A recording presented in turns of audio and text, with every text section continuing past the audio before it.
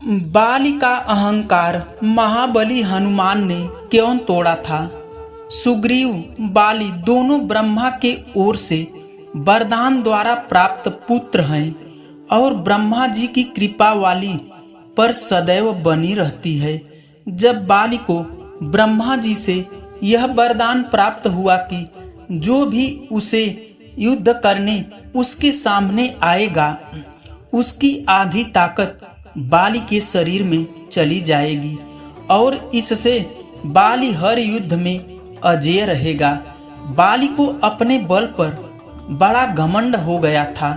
उसका घमंड तब और भी बढ़ गया जब उसने करीब तीनों लोकों पर विजय प्राप्त करने वाले रावण से युद्ध किया और रावण को अपनी पूंछ से बांधकर 6 महीने तक कांख यानी कंधा के नीचे पूरी दुनिया में घुमाया। रावण जैसे योद्धा को इस प्रकार हराकर बाली के घमंड की कोई सीमा न रही। अब वह अपने आप को संसार का सबसे बड़ा योद्धा समझने लगा और यही उसकी बड़ी भूल हुई।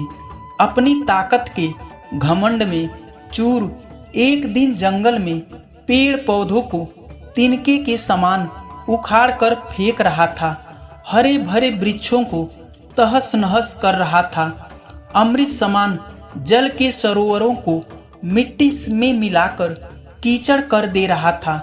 इस प्रकार से अपने ताकत के नशे में बाली पूरे जंगल को उखाड़ कर रख देना चाहता था और बार बार अपने से युद्ध करने की चेतावनी दे रहा था। कोई है जो बाली से युद्ध करने की हिम्मत रखता हो और कोई है जो अपनी माँ का दूध पिया हो जो बाली से युद्ध करने बाली को ही हरा दे।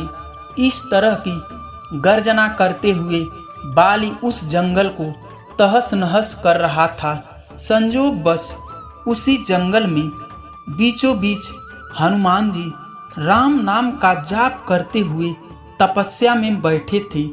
बाली की इस हरकत से हनुमान जी को राम नाम का जाप करने में विघ्न होने लगा और हनुमान जी बाली के सामने जाकर बोले, हे वीरों के वीर, हे ब्रह्मा के अंश, राजकुमार किष्किंधा के युवराज है आप, क्योंकि इस शांत जंगल को अपने बल की बलि दे रहे हैं।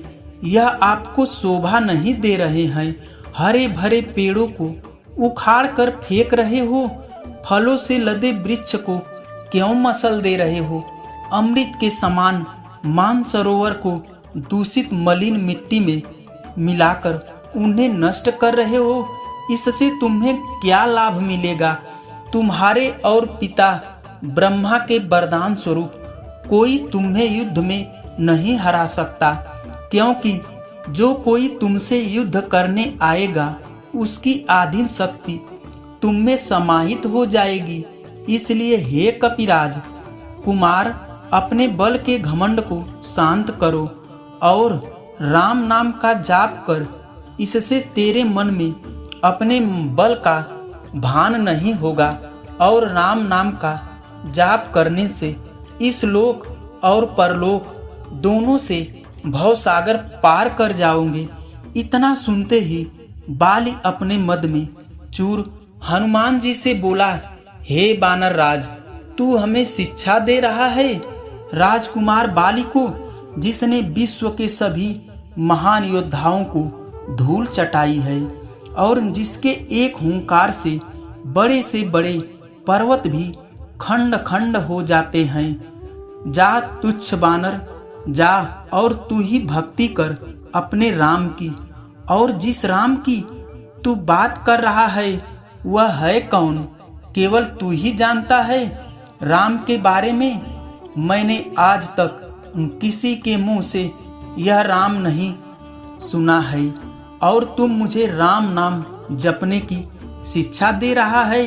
हे हनुमान, कहाँ है प्रभु श्री राम, तीनों लोकों के स्वामी है, उनकी महिमा अपरंपार है। यह वह सागर है जिसकी एक बूंद भी मिले तो वह भवसागर को पार कर जाने वाली है। बाली बोला, इतना ही महान है राम तो?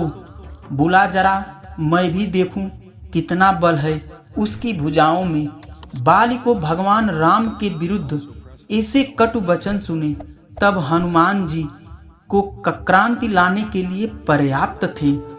हनुमान जी ने कहा, बल के मद में चूर होने वाले तू क्या प्रभु राम को युद्ध में हराएगा? पहले उनके इस तुच्छ सेवक को युद्ध में हराकर दिखा। बाली बोला, तब ठीक है, कल नगर के बीचों बीच तेरा और मेरा महायुद्ध होगा। हनुमान जी ने बाली की बात मान ली। बाली ने नगर में जाकर घोषणा करवा दिया कि कल नगर में हनुमान और बाली का महायुद्ध होगा। अगले दिन तय समय पर जब हनुमान जी बाली से युद्ध करने अपने घर से निकलने वाले ही थे, तभी उनके सामने जगत को पालनहार करने वाले ब्रह्मा जी प्रकट हो गए।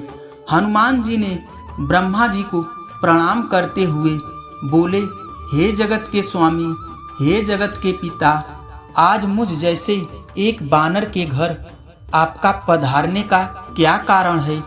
अवश्य ही कोई विशेष काम होगा। ब्रह्मा जी बोले, हे अंजनी सुत, हे शिवांश, हे पवन पुत्र, हे राम भक्त हनुमान, मेरे पुत्र बाली को उसकी उदंडता के लिए क्षमा कर दो और युद्ध के लिए ना जाओ। हनुमान जी ने कहा, हे प्रभु, बाली ने मेरे बारे में कहा होता तो मैं उसे क्षमा कर देता, परंतु उसने मेरे आराध्य भगवान श्री राम के बारे में कहा है जिसे मैं सहन नहीं कर सकता। बाली ने मुझे युद्ध के लिए चुनौती दी है जिसे मुझे स्वीकार करना ही होगा, अन्यथा सारी विश्व में यह बात कही जाएगी कि हनुमान कायर है, जो ललकारने पर युद्ध करने इसलिए नहीं जाता है क्योंकि एक बलवान योद्धा उसे ललकार रहा है। तब कुछ सोचकर ब्रह्मा जी ने कहा, ठीक है हनुमान जी, पर आप अपने साथ अपनी समस्त शक्तियों को एक साथ न ले जाएं, केवल अपने शक्ति का 10वां भाग का बल लेकर जाएं, बाकी बल अपने आराध्य के चरणों में रख दे। तब युद्ध से आने के उपरांत फिर से उन्हें ग्रहण कर लेना। हनुमान जी ने ब्रह्मा जी का मान रखते हुए वैसा ही किया और युद्ध करने घर से निकल गए। बाली नगर के बीचों बीच एक जगह को अखाड़े में बदल दिया था और हनुमान जी से युद्ध करने को व्याकुल होकर बार बार हनुमान जी को ललकार रहा था। पूरा नगर इस भयानक अद्भुत महायुद्ध को देखते हुए दो महायोद्धाओं को युद्ध को देखने के लिए जमा थी। हनुमान जी जैसे ही युद्ध स्थल पर पहुंचे, बाली ने हनुमान जी को अखाड़े में आने के लिए ललकारा। ललकार सुनकर जैसे ही पवन सुत हनुमान जी एक पांव अखाड़े में रखा, उनकी आधी शक्ति बाली में चली गई। बाली में जैसे ही हनुमान जी की आधी शक्ति समाई, बाली के शरीर में धीरे धीरे बदलाव आने लगा। उसके शरीर में ताकत का सैलाब आ गया। बाली का शरीर बल के प्रभाव में बहुत अधिक फूलने लगा। बाली को कुछ समझ नहीं आ रहा था। तभी ब्रह्मा जी बाली के पास प्रकट हुए और बाली को कहा, हे पुत्र, जितना जल्दी हो सके तुम यहाँ से दूर हटो, अति दूर चले जाओ। बाली को कुछ समझ नहीं आ रहा था। उसने ब्रह्मा जी को बात सुना और सरपट दौड़ लगा दी।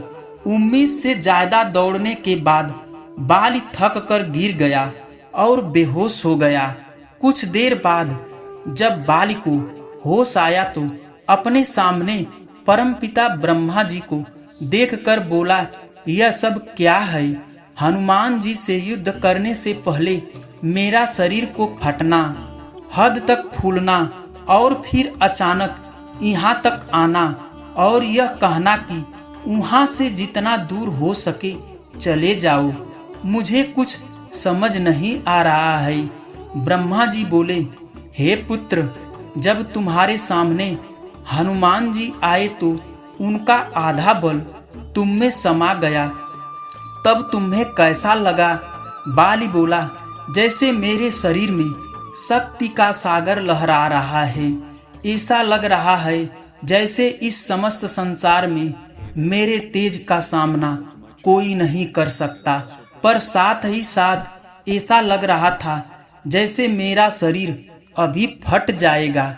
ब्रह्मा जी बोले, बाली, मैंने हनुमान जी को उनके बल का केवल 10वां भाग ही लेकर तुमसे युद्ध करने के लिए कहा, पर तुम तो उनके 10वें भाग के आधे बल को भी नहीं संभाल सके। सोचो, यदि हनुमान जी अपने समस्त बल के साथ तुमसे युद्ध करने आते तो उनके आधे बल से तुम उसी समय क्षण भर में जलकर भस्म हो जाते। इतना सुनकर बाली पसीना सा पसीना हो गया और कुछ देर सोचकर बोला, हे प्रभु, यदि हनुमान जी के पास इतनी शक्तियां हैं तो वह इसका उपयोग कहाँ करेंगे? ब्रह्मा जी ने कहा, हनुमान जी की कभी भी अपने पूरे बल का प्रयोग नहीं कर पाएंगे, क्योंकि यह पूरी सृष्टि उनके बल के 10वें भाग को भी सहन नहीं कर पाएगी। यह सुनकर बाली ने वहीं से हनुमान जी को दंडवत प्रणाम किया और माफी मांगी तथा बोला, जो हनुमान जी जिनके पास इतना बल होते हुए भी वह शांत और राम भजन मिटाते हैं, और एक मैं हूँ जो उनके एक बाल के बराबर भी नहीं हूँ और उनको ललकार रहा हूँ, मुझे क्षमा करे। आत्मग्लानि से भरकर बाली रोने लगा।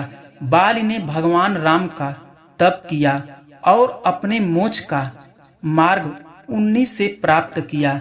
जय श्री राम। दोस्तों, यह कहानी आपको कैसी लगी हमें लाइक और कमेंट करके जरूर बताना और हमारे चैनल को सब्सक्राइब भी करना। धन्यवाद।